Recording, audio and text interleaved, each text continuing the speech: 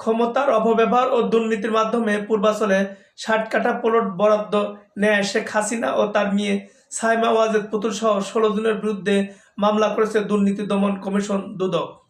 রোববার দণ্ডবিধি ১৮৬০ এর ৫টি ধারা সহ দুর্নীতি প্রতিরোধ আইন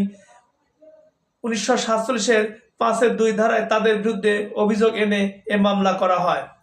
শেখ হাসিনা ছাড়াও মামলার আসামিরা হলেন তার কন্যা সাইমা ওয়াজেদ পুতুল, জাতীয় গৃহায়ন ও গণপূর্ত প্রশাসনিক কর্মকর্তা মোহাম্মদ সাইফুল ইসলাম সরকার, একই মন্ত্রণালয়ের সিনিয়র সহকারী সচিব পূরবী গোলদার, অতিরিক্ত সচিব প্রশাসন কাজী ওয়াসি উদ্দিন, সচিব মোহাম্মদ শহীদুল্লাহ খন্দকার,